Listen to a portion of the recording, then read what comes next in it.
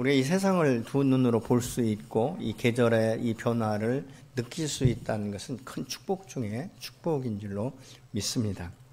근데 우리가 이렇게 두 눈으로 계절의 변화나 뭐 사람의 모습이나 뭐 여러 가지를 보고 느끼고 이 경험할 수 있는 것이 사실 평소에는 당연한 것처럼 여겨지지만 우리의 눈에 안질이 생긴다든가 해서 이제 안대를 끼고 나면 이게 잘 분별이 안 될 때가 있어요. 그래서 야, 내가 이 두 눈을 뜨고 볼 수 있다는 것이 얼마나 행복한 것인지 비로소 그때 이제 감사하는 그런 모습들을 우리가 볼 수 있는데, 오래전에 제가 먼저 있던 교회에서 우리 강영호 박사님은 이 맹인으로서 최초의 박사 학위를 받으신 분이죠.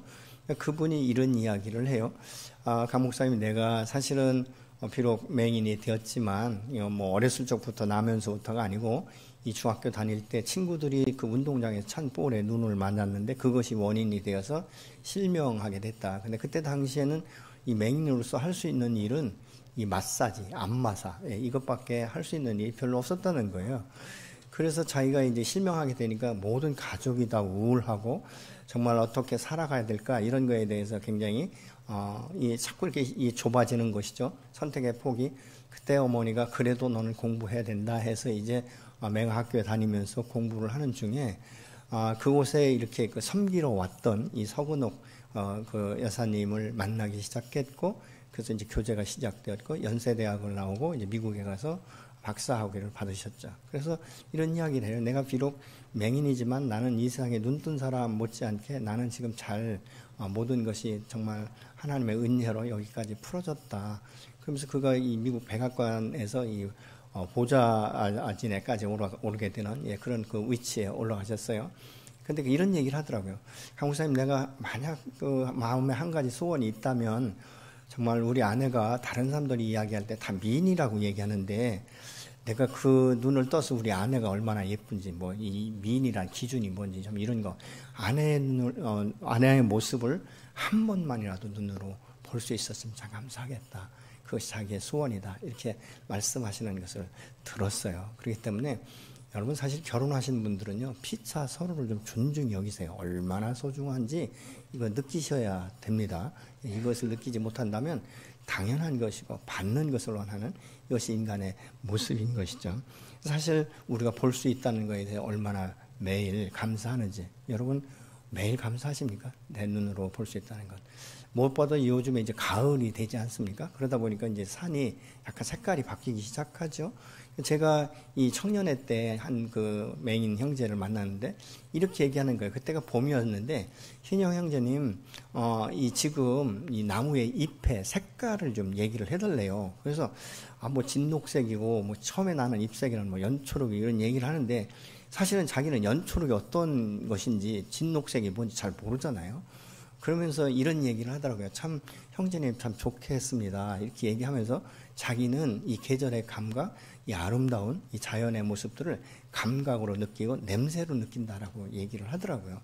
그러면서 이제 그런 이런저런 이야기를 하면서 사실은 눈 뜨고 사는 것이 얼마나 감사한지 모르겠다 이런 이야기를 하는 것을 제가 들으면서 참 마음이 별로 좋지 않더라고요. 마음이 아프더라고요.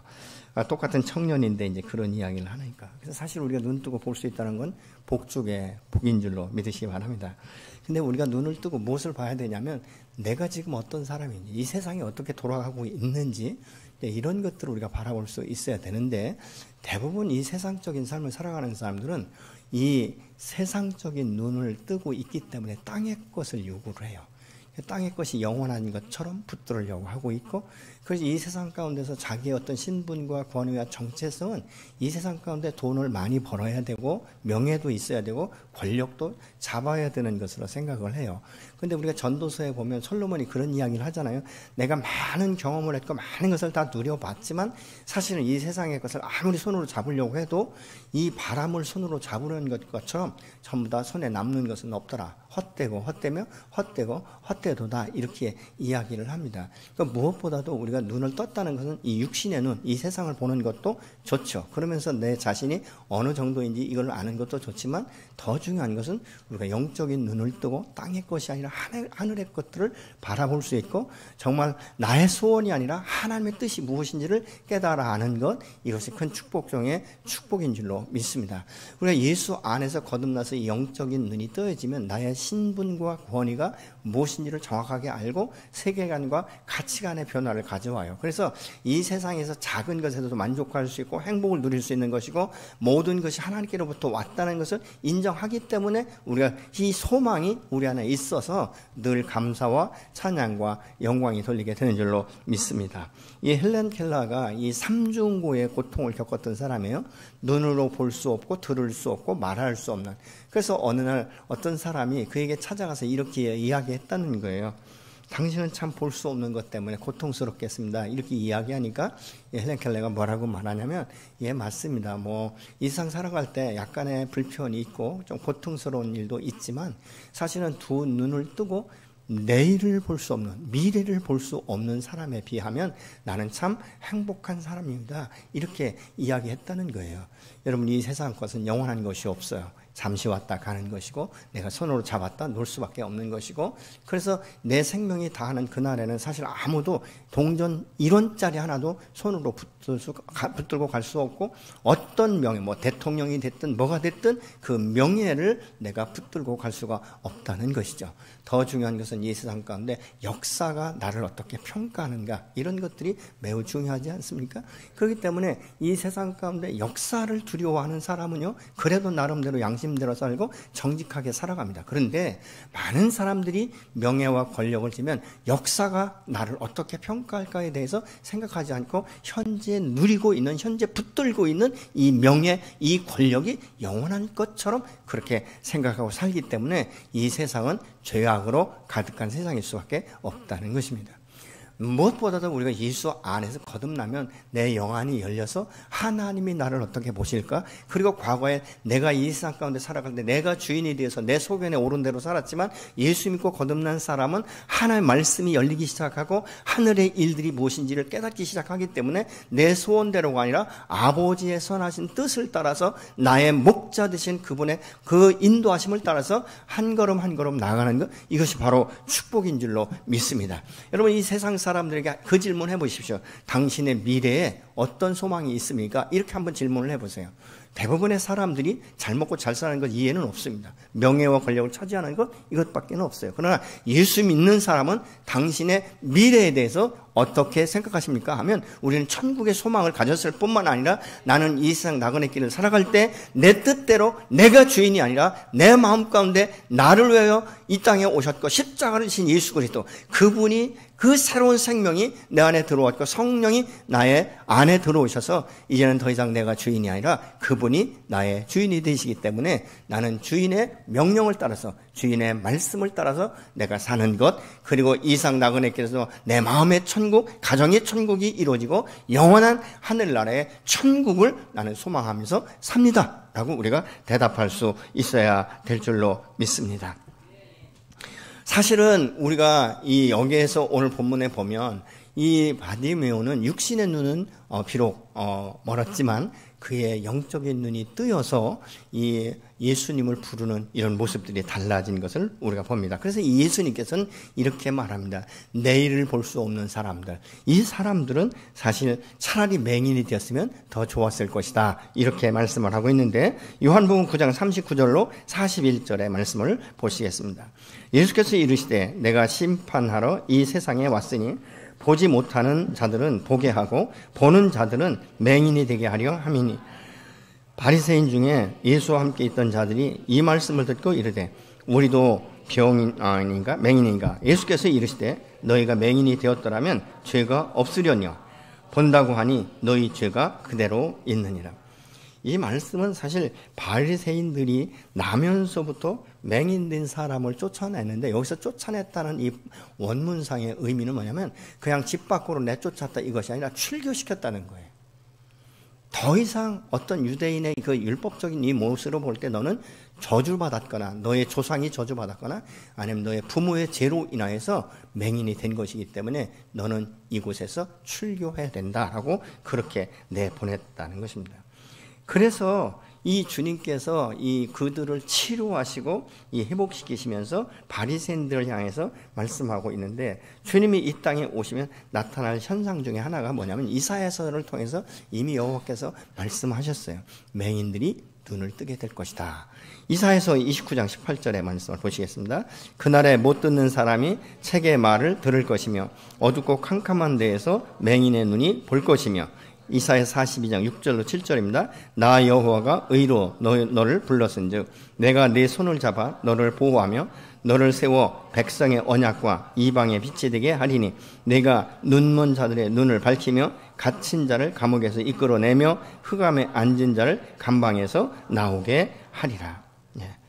눈먼 자들이 눈을 뜨게 될 것이다. 근데 사실 이 말씀은 나중에 나누겠지만 사도행전에 보면 사도 바울이 이 말씀을 대언하는 것을 우리가 볼 수 있게 됩니다. 주님이 심판자로 오시면 그가 심판자요 메시아이신 것을 알아야 되는데 보고도 모르기 때문에 이 바리새인들을 향하여 맹인이다 이렇게 지금 말하고 있습니다. 그럼에도 불구하고 바리새인들은 예수님의 말씀의 뜻을 잘 몰라요. 이때 당시에 유대인들이 요구했던 것은 어떤 자기의 영혼이 거듭나는 이런 해방, 이런 자유가 아니라 정말 로마의 압자에서 누가 왕으로 와서 우리를 해방시킬 것인가, 이거에 대한 기대감만 가지고 있었어요. 그러니까 이 예수께서 천국의 복음을 선포해도 그 말의 의미, 그 뜻을 몰랐던 것을 우리가 볼 수 있게 된 것이죠. 그래서 이 맹인은 사실 저주받았기 때문에 맹인이 되었다라고 보고 자기들은 눈을 떴기 때문에 저주받은 자들이 아니어서 나는 맹인이 아니고 심판받지 않을 것이다. 더구나 이 율법을 해박하게 나누고 있기 때문에 우리는 죄가 없는 사람처럼 그렇게 스스로 우연을 받았던 사람들이에요. 근데 우리가 이 상 가운데 이 예수 믿지 않는 사람들은 축복, 행복 이것을 어디에 대부분 근거를 둡니까? 사업이 번창하고 재산이 많아지고 건강하면 축복이고 자손들이 잘 나가면 출세하면 그냥 그것이 복인 줄 알고 은혜다. 우리가 그렇게 생각하는 경우가 굉장히 많습니다. 근데 사실 누가 주님을 요즘에도 갈급하게 찾습니까? 부족하다고 느끼는 사람.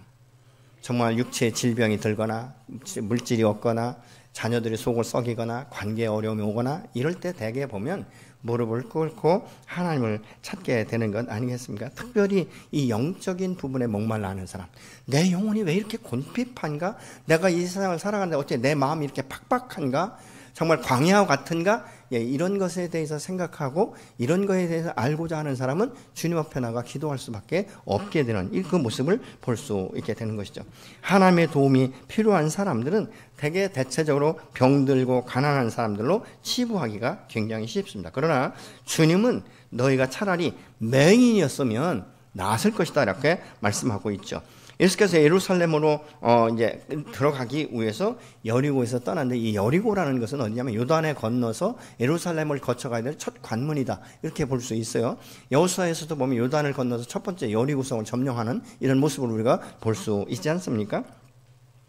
근데 많은 무리들과 함께 이 예수님께서 여리고에서 나와서 이제 예루살렘으로 들어가려고 하는데 여리고에서 예루살렘은 하루 거리밖에 되지 않는다고 말해요.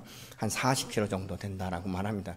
근데 여리고라는 이름은요, 굉장히 향기 난다, 뭐 아름답다 이런 의미를 가지고 있어요.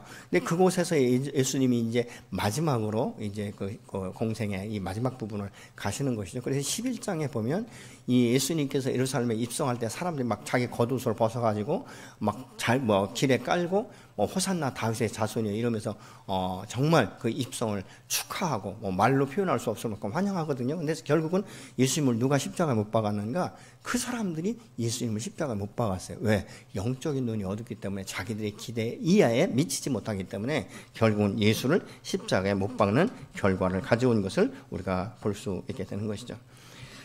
우리가 이 예루살렘으로 향하여 올라갈 때 이 사람에게 이렇게 말하고 있는 것이죠. 나사렛 예수다 이렇게 말하니까 이 맹인이 바로 나사렛 예수시여 이렇게 말하지 않죠. 다윗의 자손 예수여 나를 불쌍히 여기소서 이렇게 외치는 것을 우리가 봅니다. 근데 사실 이 나사렛이라는 이 이름은요, 작은 고을이지만 사람들로부터 그렇게 존중받는 고을이 아니었어요. 그걸 어떻게 하냐면 요한복음 1장 45절로 46절에 보면 빌립이 예수님을 만난 후에 나다나엘에게 찾아가서 이렇게 말합니다. 모세가 율법으로 말하던 그 예수를, 나사렛 예수를 내가 만났다. 그러면서 그 예수에게 소개를 하려니까 나다나엘이 바로 하는 말이 첫 마디가 이겁니다. 나사렛에서 무슨 선한 것이 날 수 있겠느냐. 이렇게 무시당하던 이 고을이 바로 나사렛이라는 것입니다. 그런데 여기서 소경은 나사렛 예수라고 하지 않고 분명히 들을 때는 나사렛 예수로 들었는데 그가 입으로 외칠 때는 다윗의 자손 예수요 나를 불쌍히 여기소서 이렇게 지금 말하고 있다는 것이죠. 여기가 굉장히 깊은 의미가 있는 거예요.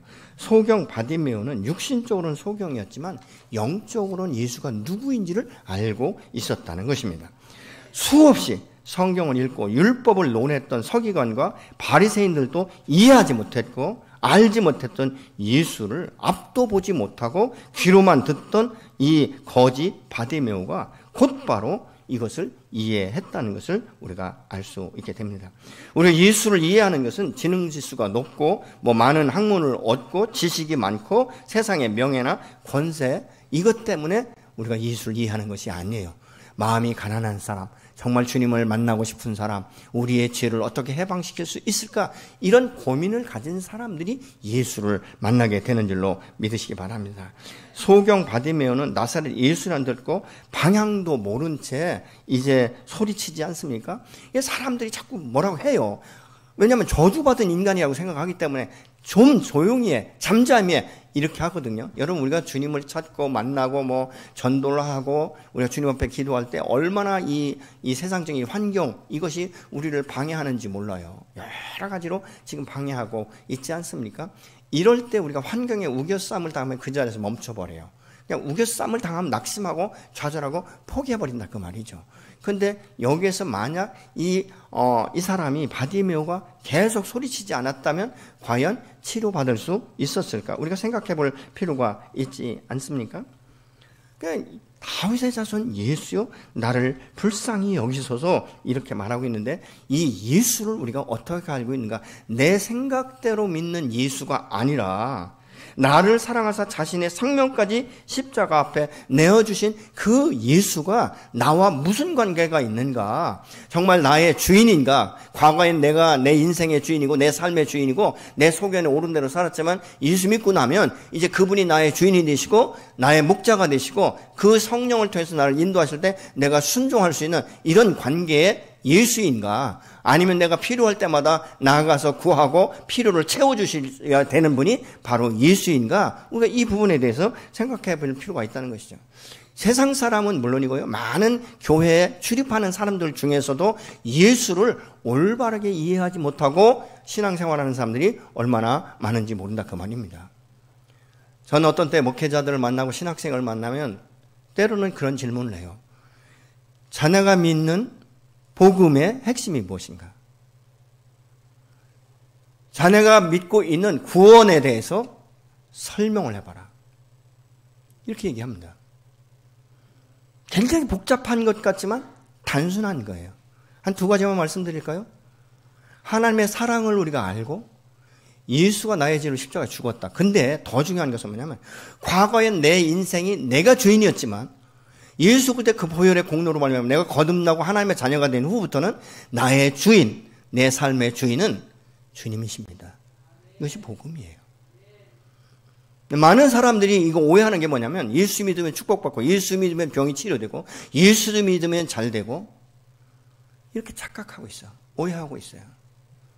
여러분 이 지금 말한 모든 것들은 다 부수적인 것이에요. 내가 예수 안에서 거듭나서 그분이 나의 주인이 되시고 내 인생을 책임지시고 나의 삶 가운데 정말 살아서 이 땅 가운데서는 내가 여기에서도 축복과 이 천국을 누리고 있지만 영원한 천국을 바라볼 수 있는 것. 그건 아니겠습니까 여러분? 여러분 잘 먹고 돈 잘 버는 사람은 세상 사람들 머리가 얼마나 잘 돌아가는지 아세요? 잔머리 기가 막히게 돌아갑니다. 요즘에 뉴스를 한번 보시죠. 제가 이름은 거명하지 않겠습니다만은 얼마나 잔머리 잘 굴리는지 조속으로 말이 바뀌는 사람도 있잖아요. 그 사람의 삶의 방편이에요, 그게. 그렇게 훈련되었고, 그렇게 습득되어 왔고, 그렇게 빠져나가는 것이 지혜롭다고 생각하는 거예요. 예수 믿는 사람은 주인이 따로 있잖아요. 법이 따로 있잖아요. 세상의 법은 어떻게 보면 하등법이에요. 우리가 따르는 법은 하나님의 법. 하나님의 말씀의 기준이 되어서 살아가는 것. 여러분, 하나님의 말씀이 기준이고 하나님의 법을 따르는 사람은 세상 법은 그냥 되는 거예요. 뭐 의지적으로 지키지 않아도 되는 거예요. 근데 이게 누가 될 수 있는가? 예수가 누구인지를 먼저 아는 사람, 그리고 만난 사람, 믿는 사람, 이런 사람이 되는 줄로 믿습니다. 여러분, 예수 믿는 것은, 우리가 기독교 신앙은 도덕적인 거, 윤리적인 거 아니에요. 그건 아무것도 아닌 거예요. 내 주인이 바뀌면 저절로 따라오는 거예요. 근데 세상 사람의 기준은 예수 믿으면 꼭 무슨 도덕적으로, 윤리적으로 맞아야 된다라고 생각하는데 아니요. 그래서 전도하다 보면 그러잖아요. 예수 믿는 것들이 우리보다 형편없다. 눈에 보이는 도덕적이고 윤리적인 걸 따지기 때문에 그래요. 근데 더 중요한 건 뭐냐? 너의 영혼이 거듭냐냐는 거예요. 내가 예수를 만나느냐? 내가 예수를 아느냐? 그리고 아는 지식에서 끝나지 않고 그의 말씀대로 순종하느냐? 이것을 우리가 먼저 봐야 되지 않겠습니까? 지금 이 사람이 막 소리치는 거예요. 얼마나 간절하게 소리치는지. 다윗의 자손 예수야, 나를 불쌍히 여겨달라고 그렇게 외치는 거예요. 왜? 갈망하니까. 그냥 무마시킨다고 멈출 수 있는 것이 아니라는 것이죠. 여러분, 눈은 떴으나 소경 바디모가 깨달은 것처럼 깨닫지 못하는 무지한 사람들이에요. 주변에서. 왜? 자꾸 죄 때문에 네가 소경이 됐다고 하니까. 예수님 앞에 제자들도 묻잖아요. 주님, 저 사람이 소경이 된 게 누구 죄 때문입니까? 부모의 죄입니까? 자신의 죄입니까? 그때 예수님이 말씀하시죠. 아니, 누구의 죄도 아니다. 하나님의 뜻을 나타내기 위함이다라고 말씀하는 것을 우리가 볼 수 있습니다. 바디메오가 외부의 압력 때문에 소리치기를 그쳤다면 그가 치유받을 수 있었을까? 예수를 만날 수 있었을까? 오히려 이 사람들의 비난의 대상이 되고 말았을 거예요. 어쩌면요, 그가 그 안에서 구걸하는 것조차도 힘들었을지 몰라요. 저건 대나가나 소리치는 거. 자기 위치도 모르고. 아마 그렇게 무시당할 수도 있는 거예요. 그럼에도 불구하고 이 사람은 애칠 수밖에 없는 것이 무엇입니까? 갈급함이에요. 간절함. 여러분, 12의 혈루증을 앓던 여인이 어떻게 보면 인간적으로 오늘날로 보면요, 그 병 치료하기 위해서 재산 다 날렸을 거예요. 마지막 기회가 뭡니까? 예수님이 지나가신다는 말을 듣고 내가 그분의 옷자락에 손만 대어도 낫겠다는 이 소망, 이 간절함 때문에 막 밀고 찔리는데도 불구하고 들어가지 않습니까? 예수님의 옷자락에 손을 대는 순간에 혈루의 근원이 마르는 것을 우리가 성경을 통해서 볼 수 있습니다. 여러분, 하늘의 소원을 둔 자는, 그리고 그것을 갈망하는 자는 하나님의 때가 되면 반드시 이루시고 세우시는 줄로 믿으시기 바랍니다. 우리가 주님을 알기 원하면 끝까지 주님 앞에 나가야 되는 거예요. 여러분, 갈급한 사람은요, 기도 쉬는 줄을 범할 수가 없어요. 얼마나 갈급하고 간절하고 이게.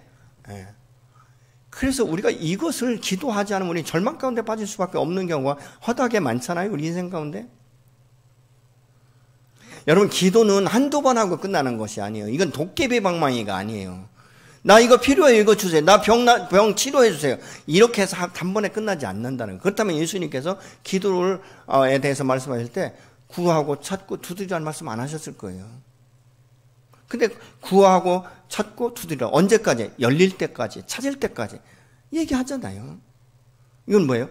시작부터 끝까지 하라는 거예요. 여러분, 기도는 하다 마는 게 아니에요. 끝까지 해야 승부가 나는 줄로 믿으시기 바랍니다. 이 기도를 언제 끝까지 하는 거, 이게 어떻게 보면 믿음의 싸움이에요. 전 그렇게 생각해요. 믿음의 싸움. 내 이 믿음의 싸움에서 어둠에게 질 것인가? 내가 하나님 안에서 통과될 것인가? 어둠은 계속 무리처럼 막아서요. 소리치지 마. 너 그렇게 기도한다고 될 것 같냐? 될 것 같으면 진적이 됐어야지. 너 10년 이상 기도했잖아? 그래도 안 되잖아. 이 어둠의 역사예요. 계속적으로 우리를 압박하잖아요. 주변에서 안 믿는 사람이 뭐라고 해요? 아이고, 하나님 살아계시다며. 도와준다며. 기도하면 응답된다며. 얼마나 비아냥되는지 모릅니다. 너 예수 믿고 잘 된 게 뭐 있어? 이렇게 이야기하는 사람들이 얼마나 많은지 몰라요. 그때 여러분 그것 때문에 마음에 상처받지 마세요. 당연한 거예요. 왜요? 무지하니까. 그럼 우리는 경험했잖아요.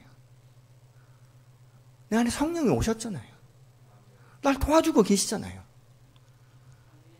그 끝까지 하는 거예요. 아멘? 여러분 맹모 삼천지교라는 말도 있지 않습니까? 그때 무지했잖아요. 하나님 알았어요, 그가? 자식 위해서 막 교육을 어떻게 하면 잘할 수 있을까? 끝까지 성취하는 걸 보잖아요. 세상 사람도. 여러분 예수 믿는 사람이 그거 한두 번에 좌절하고 여러분 그렇게 하지 마십시오. 그의 그 간절한 이 부르짖음에 예수님께서 긍휼히 여기는 마음이 딱 생기니까 갈 길을 멈춰 서시잖아요. 사실 예수님의 예루살렘 성에 입성하기 마지막 기적이에요, 이게. 많은 무리들이 있는데도 불구하고 딱 멈춰 서는 거예요. 그리고 그를 부르라고 말씀하시면서 첫 번째 질문이 뭔지 아십니까? 뭐 해주기 원해? 49절 보시겠습니다. 예수께서 걸음을 멈추시고 그를 불러오라고 말씀하셨다. 그리하여 그들은 그 눈먼 사람 불러서 그에게 말하였다. 용기를 내어 일어나시오. 예수께서 당신을 부르시오. 이게 세번역 성경이에요. 바디메오는 이 시간을 놓칠 수 없을 만큼 간절히 갈망하는 마음으로 나의 치료자이시며 나의 구원자이신 예수를 만날 때까지 그가 부르짖었던 것입니다. 우리가 기도를 이만큼 간절함으로 기도해야 될 줄로 믿습니다. 여러분 이 사람처럼 만날 때까지 기도하고 계신 것이 있다면 하나님은 반드시 여러분의 기도를 하나님의 때에 응답하실 줄로 믿으시기 바랍니다. 대부분 많은 사람들이 기도하다가 중간에 포기하는 경우가 있는데 그것은 제가 볼 때 하나님에 대한 신뢰가 없는 거예요. 믿음에 대한 확신이 없는 거예요. 저는 자녀를 양육하다 보니까요. 아주 끈질긴 애가 있더라고요. 그죠? 아주 자기가 갖고 싶은 건 끝까지 말해. 끝까지. 잃어버릴 만하면 또 한 번 얘기하고. 아빠 그래도 나 이거 사야 되는데. 이거 필요한데. 어떤 데 아주 줘받고 싶을 만큼. 그게 결국은 뭐예요? 사줄 수밖에 없는 거예요. 이런 부분들을 우리가 보고 있지 않습니까? 누가복음 18장 1절에 보면 주님께서 이렇게 말씀하고 있어요. 예수께서 그들에게 항상 기도하고 낙심하지 말아야 할 것을 비유로 말씀하시다. 그래서 불의한 재판관에 대해서 말씀하고 있잖아요. 네. 기도하고 낙심하지 말라고 예수님 말씀하는 거예요. 이건 뭔 얘기예요? 내가 기도하고 끝까지 인내할 때 들어주겠다는 말씀 아니겠습니까? 여러분 기도하다가 낙심하신 분 혹시 계십니까? 다시 시작하시기 바랍니다. 하나님은 여러분의 기도를 다시 일으켜 세우실 거예요. 단 한 번의 기도로 상황은 바뀌지 않습니다. 단 한 번의 기도로 문제가 해결되지 않아도 계속 엎드리는 사람에게 주님은 응답해 주실 줄로 믿습니다. 환경이란 방해물로 인해서 여러분 포기하지 마십시오. 예수께서 걸음을 멈추시고 그를 부르라고 말씀하시지 않습니까? 우리가 때로는 이 세상을 살아갈 때 무엇에 내가 걸음을 멈춰야 될 때가 있는가? 이거 한번 생각해 보셨습니까? 내가 어느 때 나의 가는 길을 멈춰 서는가? 문제가 발생했을 때입니까? 사실 멈춰서서 나의 모습을 볼 수도 있어야 돼요. 내 과거의 모습과 현재의 모습 그리고 미래에 내가 무엇을 소망하고 나가는가. 이런 것들을 우리가 멈춰서서 생각해 볼 때 재정립할 수 있고 변화시킬 수 있는 그런 시간과 기회가 되는 거예요. 근데 성경에 보면요. 많은 사람들이 악을 행하는 일에 발이 굉장히 빠르다고 말하고 있어요. 그렇다면 반대로 뭐죠? 선을 행하는 일에는 발이 더디다는 거예요. 할까 말까. 내가 이렇게 하면 손해보지 않을까. 이렇게 하면 내가 더 어렵지 않을까. 우리 전도 대상자를 계속적으로 위해서 기도하고 뭐 밥 사주고 뭐 이렇게 하다 보면요. 때로는 이런 생각이 들어요. 언제까지 내가 이렇게 해야 되지? 이래서 망설여질 때가 있는 거예요. 여러분의 기도, 이 전도 대상자를 포기하신 적은 없으십니까? 목사님 나는 할 만큼 했어요. 한 10여 년 이상 기도했어요. 그러면 되나요? 언제까지 해야 되죠? 될 때까지 하는 거예요. 될 때까지. 제가 전에도 말씀드렸지만 여러분 전도사님 꼭 우리 교회 나오라는 법은 없어요. 어느 곳에 가든지 예수 믿고 구원받아서 하나님의 영광으로 살아가면 되지 않겠습니까? 그러나 그가 그렇게 갈 때까지는 우리에게 책임이 있는 것이죠.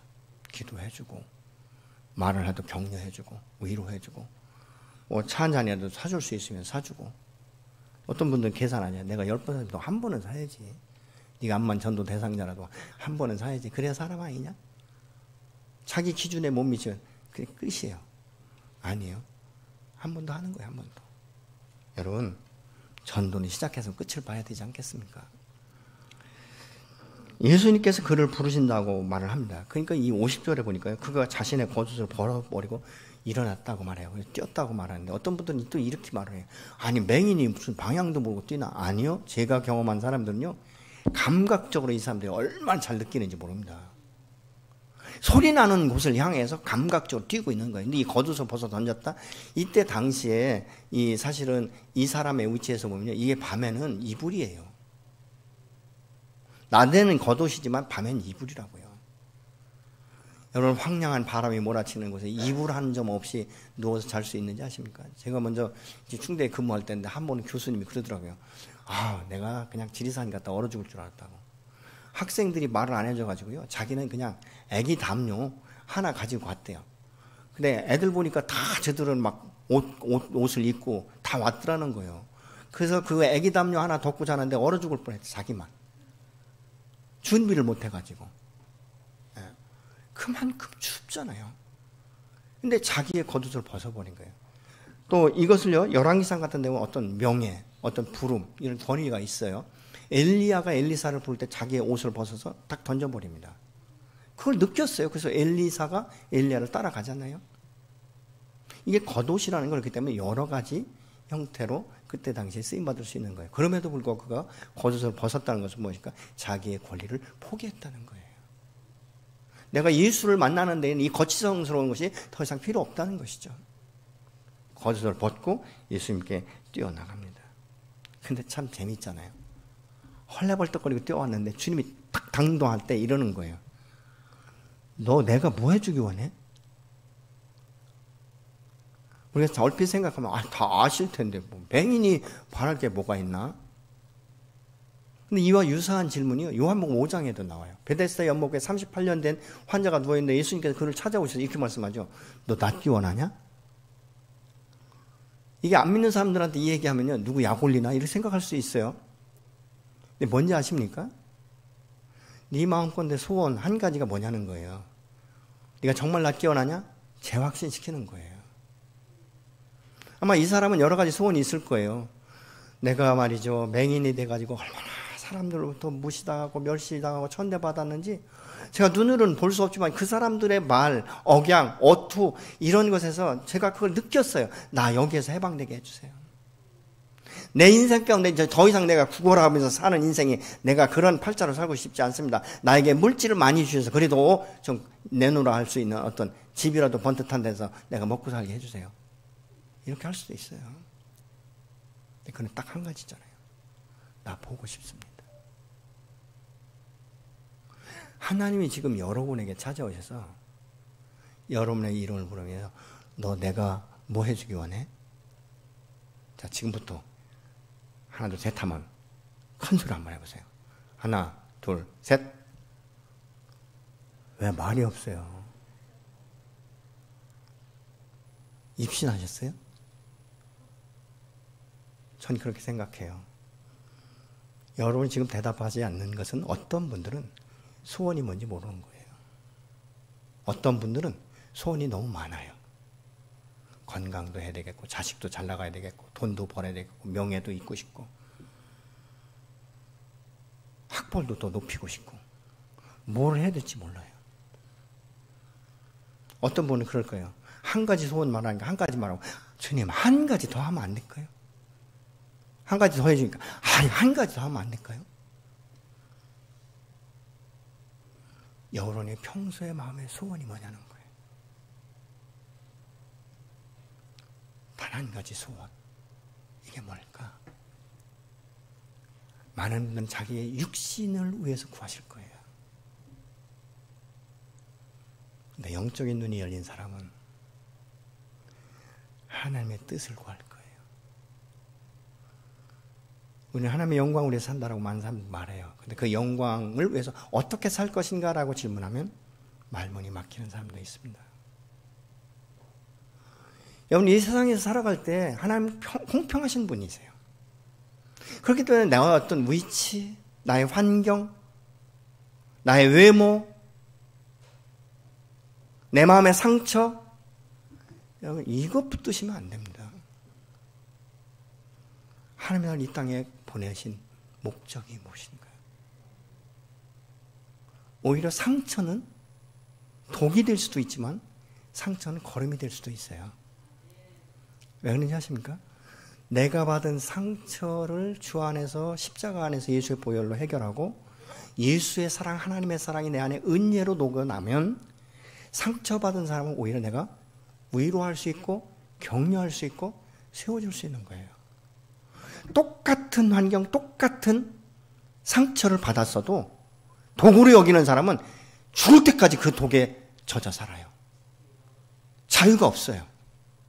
근데 이것을 오히려 하나님 안에서 은혜로 해결한 사람은 은혜의 강물이 그를 적시기 때문에 상처가 오히려 다른 사람에게 도움을 주는 하나님의 도구로 쓰임받을 수 있어요. 누가 선택합니까? 여러분 몫이에요. 세상에 상처 없는 사람 어디 있는지 아십니까? 없어요. 다 상처 있습니다. 심지어 그와 똑같아요. 공동묘지에 가서 왜 죽었는가 물어보면 다 이유가 있다는 거예요. 여러분 교도소 사람들한테 가서 물어보세요. 다 이유 있어요. 내가 이렇게 범죄를 저지를 수밖에 없었던 것은 다 있단 말이죠. 근데 자기가 잘못 선택하기 때문에 지금 범죄한 거 아니겠습니까? 이 소경 바디메오는 소원이 눈 뜨는 거예요. 근데 눈 뜬 목적이 뭔지 아십니까? 그 다음 말씀을 보면 알아요. 예수님이 십자가를 지시기 위해 가는 그 길을 따라갔다고 말하고 있어요. 이게 소경 바디메오가 눈뜨기를 소원한 목적이에요. 여러분은 마음의 소원과 목적이 무엇입니까? 갈등이 오고 어려우면 주님 앞에 나오고 풀어지면 세상으로 가고 이것도 아니고 저것도 아니고 고무줄 같은 용수설 같은 신앙생활 하는 사람이 부지기수로 많아요. 이 세상 가운데.